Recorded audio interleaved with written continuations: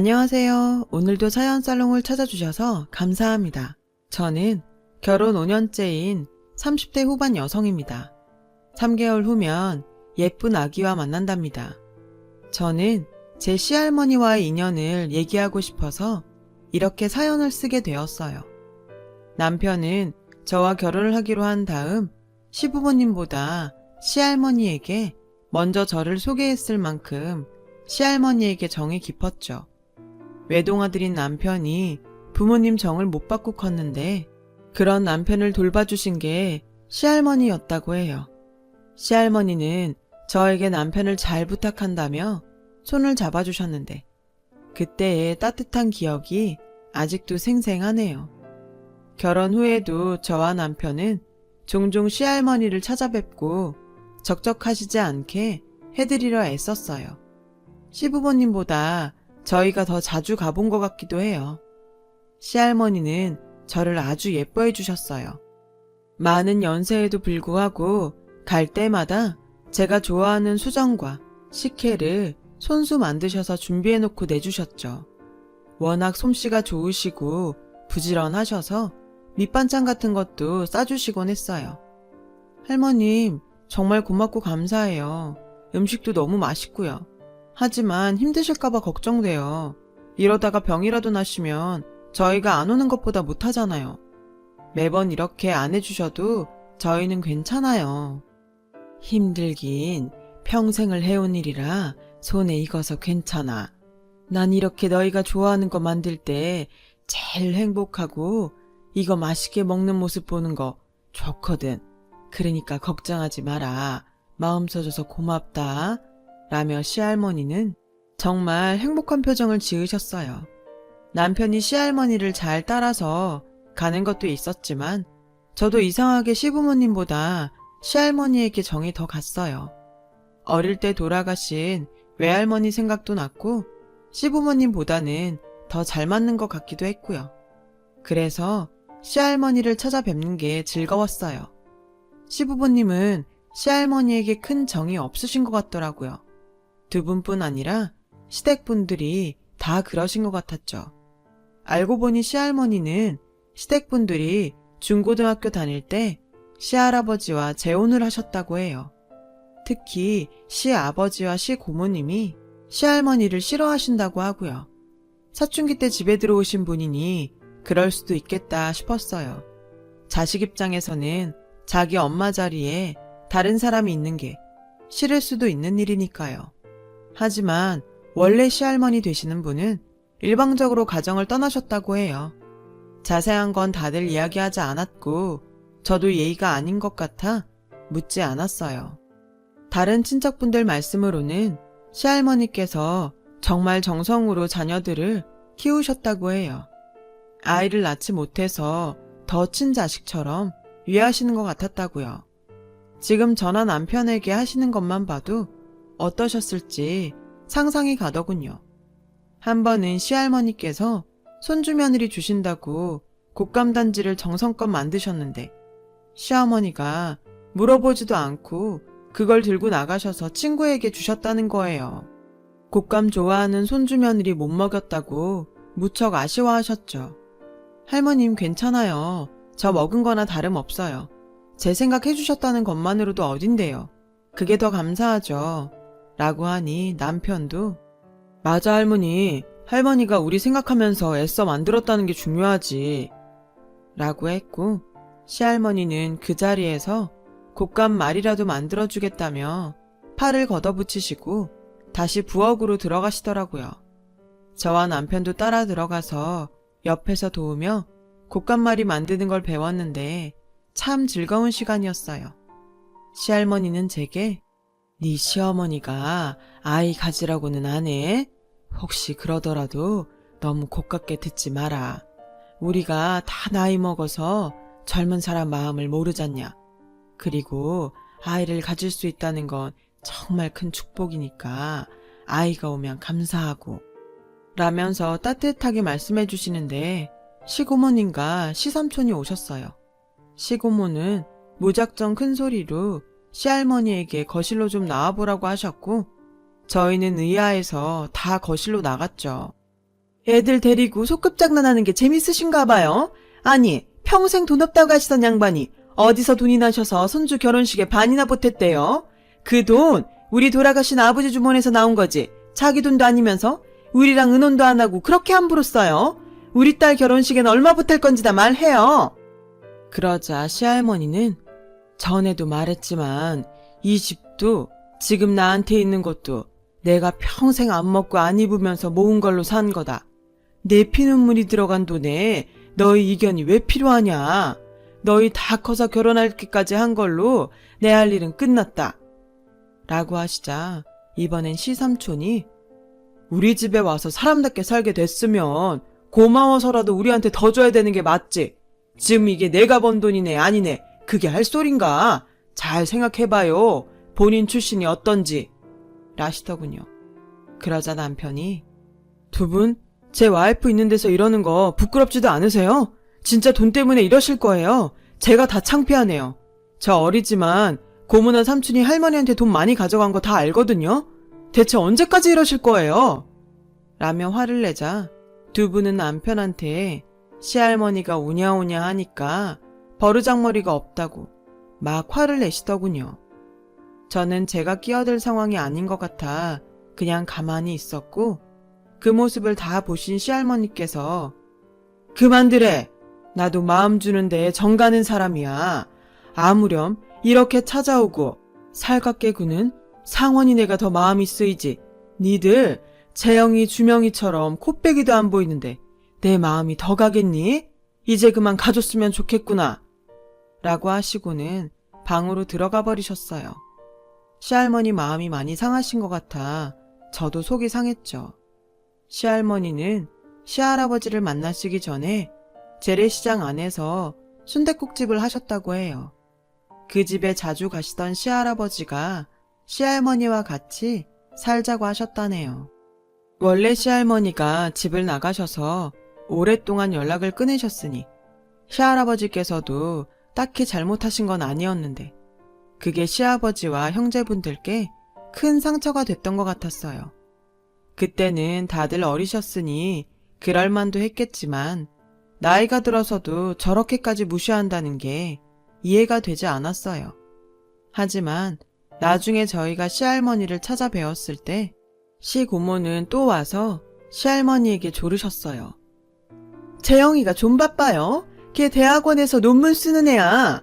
어디 출퇴근만 하면 월급 꼬박꼬박 나는 상원이랑 같냐고요. 우리 재영이도 대학원 졸업하면 자주 찾아온대요. 그래도 같은 손주인데 정말 이러시는 건 아니죠. 그러지 말고 저희한테도 결혼 비용 주세요. 너무도 당당하게 돈을 달라고 하시는데 할 말이 없었습니다. 시할머니는 답답하다는 듯 한숨을 쉬시며 내가 정말 애들 앞에서 이런 말까지는 안 하려고 했는데 예전에 재영이 결혼시킨다고 가져간 돈은 뭐냐? 그 결혼 깨졌어도 나한테 돌려주지 않았잖아. 네 말대로 그래도 내가 명색이 애미고 할미니까 돌려달라고 하지 않았다.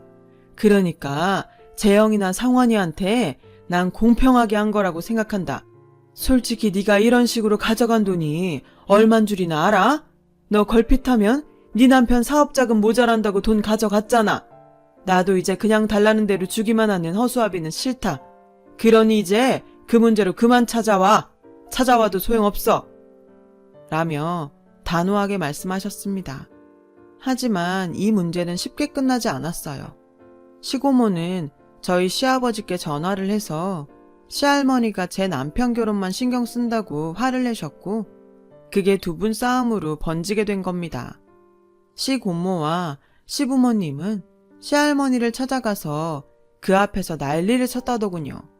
시할머니가 두려운 마음에 남편에게 전화를 하셨는데 휴대폰 너머로 시아버지께서 재영이 결혼자금을 왜 이중으로 받아가려고 하는데 그럼 상원이도 더 줘야 맞는 거지. 어머니, 제가 분명히 말씀드리는데 얘 와서 아무리 장난쳐도 돈 더 주지 마세요. 그러면 제가 상원이 목도 더 달라고 할 겁니다. 라며 큰 소리 치시는 게 들렸습니다. 저와 남편이 시할머니 댁을 가니 시아버지와 시고모는 없고 온통 집안이 부서진 물건들로 어지럽혀져 있었어요. 저와 남편은 아무 말 없이 집을 치우기 시작했습니다. 시할머니는 서글픈 표정으로 멍하니 앉아 계셨고요. 시할머니 안방에 액자며 화병이 깨진 걸 치우던 저는 열려있는 서랍에서 시아버지와 시고모, 시삼촌의 대학 합격증을 발견했습니다. 애들이 계모 때문에 잘못 컸다는 소리 듣게 하지 않으려고 기쓰고 과외를 시켜서 다들 대학에 보냈지. 합격증을 가져올 때마다 얼마나 기뻤는지 몰라. 시할머니가 손으로 합격증을 쓰다듬으며 말씀하시는 것에서 저는 사랑을 느꼈어요. 그런 시할머니를 지켜드리고 싶어도 제게 그럴 힘이 없다는 게 안타까웠죠. 시할머니는 그날 이후 조금씩 시름시름 앓기 시작하시다가 거동도 제대로 못하실 정도로 병이 깊어지셨습니다. 이렇게 되자 저희 시부모님 댁에 시고모와 시삼촌이 모이셨고 누가 시할머니를 모실지 이야기가 시작되었어요. 시어머니가 나는 더 이상 못해요. 시집와서 할 만큼 했다고요.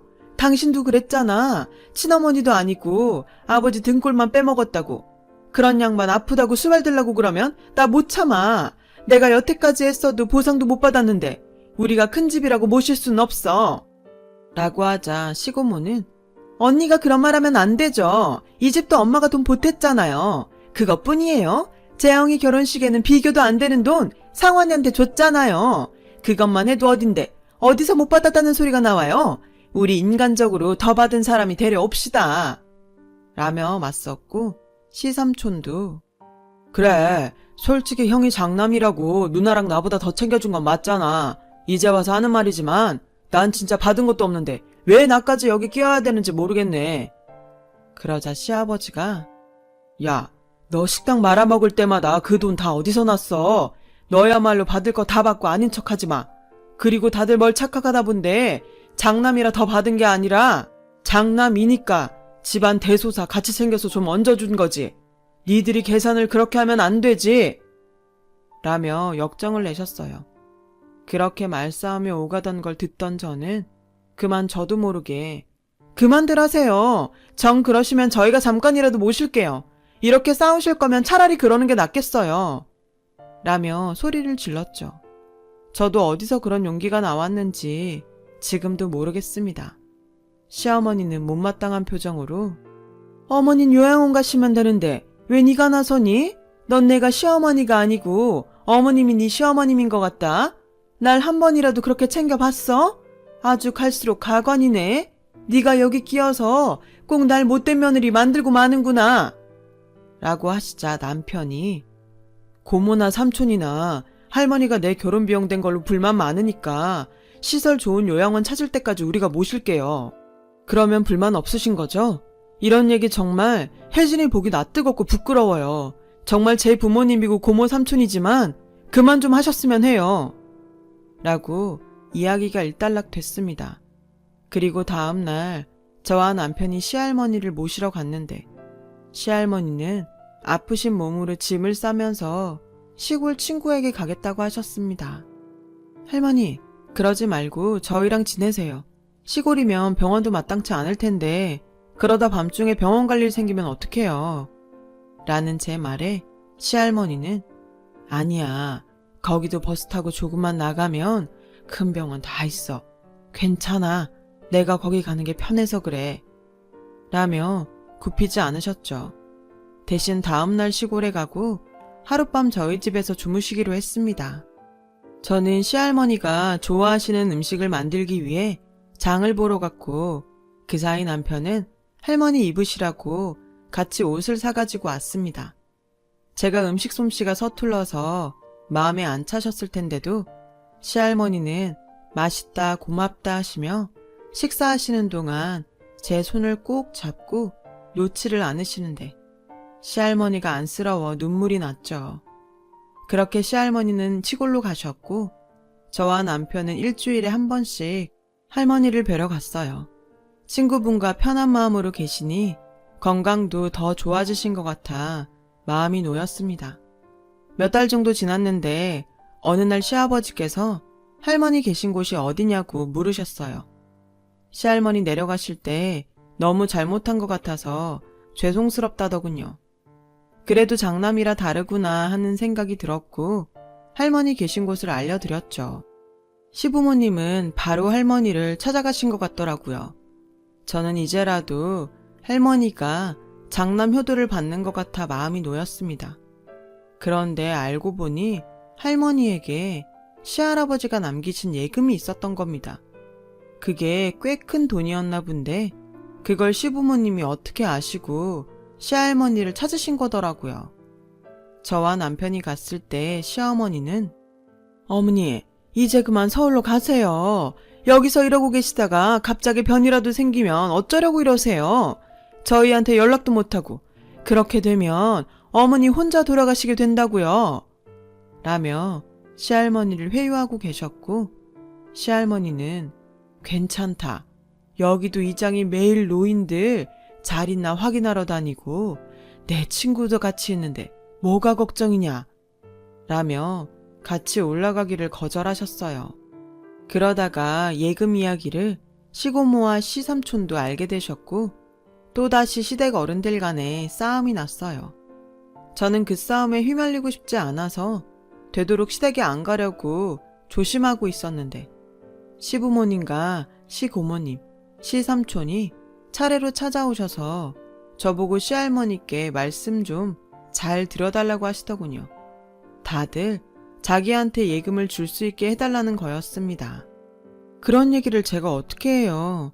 그리고 전 할머님이 어떤 생각을 하고 계신지도 몰라요. 라며 피할 수밖에 없었죠. 그러던 어느 날 할머니가 갑자기 쓰러지셨다는 연락을 받았어요. 급성 폐렴이 왔다는 거였습니다. 노인들은 폐렴 때문에 세상을 뜨는 경우가 많다고 해서 저나 남편이나 가슴을 졸이며 시할머니가 회복하시길 기다렸어요. 잠시 후 시부모님과 시고모, 시삼촌도 병원에 오셨는데 시고모는 저를 보자마자 다짜고짜 대체 어떻게 했길래 저렇게 하루아침에 인사불성이 돼? 아주 잘난 척은 혼자 다 하더니 노인네 하나 제대로 못 모셔? 저 양반 이대로 잘못되면 다 네 탓인 줄 알아. 라며 저를 몰아세웠고 다른 시댁 어른들도 저를 원망스럽게 보시더군요. 어이없고 억울해서 눈물이 나려는데 남편이 버럭 소리를 지르며 뭐라고요? 서로 안 모신다 그러고 요양원도 아무데나 보내려고 했으면서 혜진이 탓을 해요? 진짜 이러면 저 앞으로 인연 끊습니다. 엄마 아빠도 마찬가지고요. 다신 안 볼 줄 아세요. 라며 화를 냈습니다. 그때 중환자실에서 의사가 나와 시할머니가 정신을 차리셨다고 전했어요. 일단 시부모님이 먼저 보러 들어가셨고 시고모 시삼촌이 들어갔다 오신 후 저와 남편이 들어갔어요. 시할머니는 저와 남편의 손을 꼭 잡으시더니 여기 내 방 장 안에 보면 나무로 된 작은 보석함이 있거든. 그거 우리 혜진이가 꼭 가져라. 내가 꼭 주고 싶었던 거야. 라며 조용히 말씀하셨어요. 그리고 이틀 뒤 시할머니는 세상을 떠나셨습니다. 저와 남편은 서로를 붙잡고 얼마나 울었는지 몰라요. 저는 시할머니의 장례식이 경건하게 치러지길 바랬지만 시댁 어른들은 그렇지 않더라고요. 그분들은 시할머니가 남기신 예금을 어떻게 나눌 것인지 그걸 가지고 사사건건 말다툼을 하셨죠. 급기야 남편이 없는 사이 몸싸움까지 벌이셨고 저도 더는 참을 수 없었죠. 제발 이러지 좀 마세요. 사람들 보기 창피하지도 않으세요? 그 돈이 뭐라고 돌아가신 분 앞에서까지 이러세요. 그래도 할머님 덕에 지금까지 잘 살아오셨잖아요. 그런데 어떻게 마지막 가시는 길에서까지 이러실 수 있는 건지 전 정말 이해가 안 되네요. 라고 하자 시어머니는 너 지금 누구한테 눈을 똑바로 뜨고 가르치려 들어? 네가 뭘 안다고 그래? 아주 웃기는 애네? 라고 했고 시아버지도 너 아주 버르장머리가 못돼 먹었구나. 어머니가 좀 오냐오냐 했다고? 네가 뭐라도 되는 줄 아나 본데 그런 식으로 까불다간 내 아들이랑 못 살 줄 알아. 뭐라고요? 아버님, 그걸 지금 말씀이라고 하세요? 라며 제가 어이없어 하는데 그때 마침 검은색 양복에 검은 넥타이를 한 남자분이 저를 찾아와 서류를 건넸습니다. 돌아가신 김순례 할머니께서 강혜진 씨 앞으로 남기신 겁니다. 이게 무슨 번호 같은데 전화번호도 아니고 뭐죠? 라고 하자 은행 금고 비밀번호입니다. 그 말을 듣자 시부모님은 서류를 뺏으려고 했고 남자분은 제가 그분 대리인 변호사입니다. 김순례 할머니께서 이건 꼭 손주 며느리에게 주라고 하신 겁니다. 여기 공증받은 유언장도 있고요. 그때 손님들 배웅 갔던 남편도 돌아와 확인했고 변호사도 돌아갔는데 시부모님은 은행 금고에 뭐가 들었는지 봐야겠다며 저더러 앞장을 서라고 재촉을 하시더군요. 알겠어요. 대신 장례식이라도 끝내고요. 내일이면 발인인데 그것도 못 기다리시는 건 아니죠? 라고 하자 시부모님은 초조한 표정을 지으시며 더는 말을 하지 못하셨습니다. 장례식이 다 끝나고 난 뒤 시부모님은 낙골당을 나오자마자 저와 남편을 앞세우고 은행으로 가자고 난리를 치셨어요. 저는 어쩔 수 없이 은행으로 가서 금고를 열었죠. 안에는 나무로 된 거북이 저금통이 하나 있었어요. 시부모님은 허탈한 표정을 지으셨고 시어머니는 저금통을 저에게 던지듯이 주시면서 니들 저금 열심히 하면서 살라신다. 꼭 그 뜻대로 해라. 라고 빈정거리며 시아버지와 은행을 나가셨어요.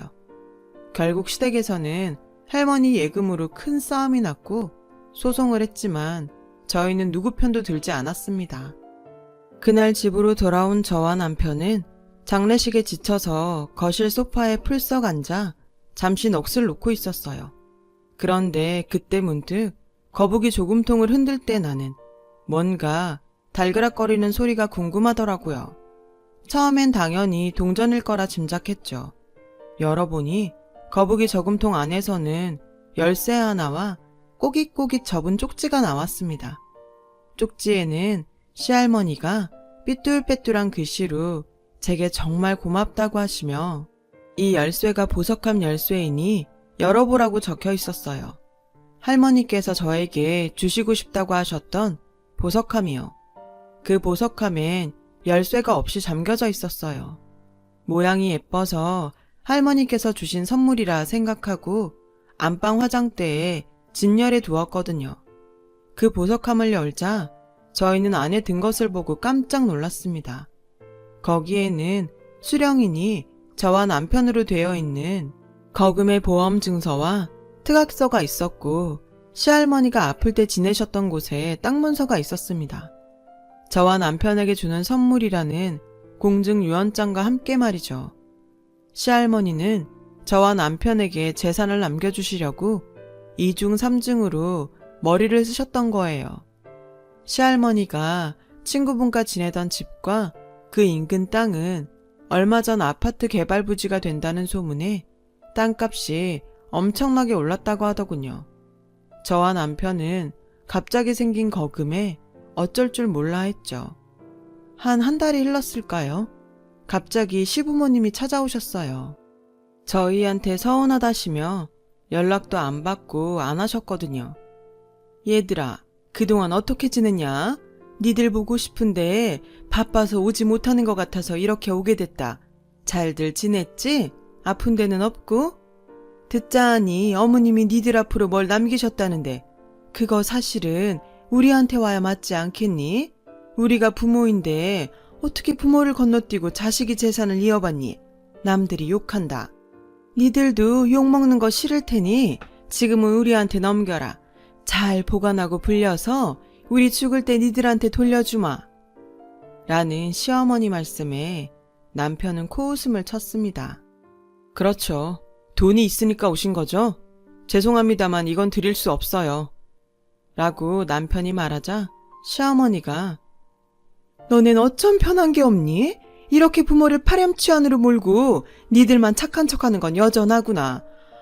내가 자식을 잘못 키웠지. 하나라고 이렇게 싸가지 없이 키웠으니. 라길래 제가 그런 말씀 마세요 어머니. 언제 시할머니 제대로 챙기셨어요? 어머니 아버지가 못하신 거 이 사람이 다 한 거예요. 그런데 싸가지가 없다뇨. 그리고 전에 은행에서 분명히 저금통 저희 보고 가지라고 주셨잖아요.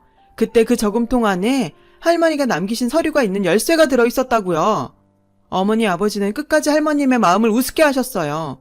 그렇게 할머니 무시하고 우습게 여기셨는데 저희가 그 돈 다른 사람들한테 주더라도 두 분께는 못 드려요. 라고 강하게 말했어요. 알고 보니 시부모님은 주식 투자를 잘못해서 시할머니에게 받은 돈과 예금 나눈 것도 모두 날리고 빚을 잔뜩 진 상태더라고요. 하지만 남편은 단호하게 부모님께는 한 푼도 드릴 수 없다고 했고 저도 시할머니가 마음고생하셨던 걸 생각하며 동의했죠.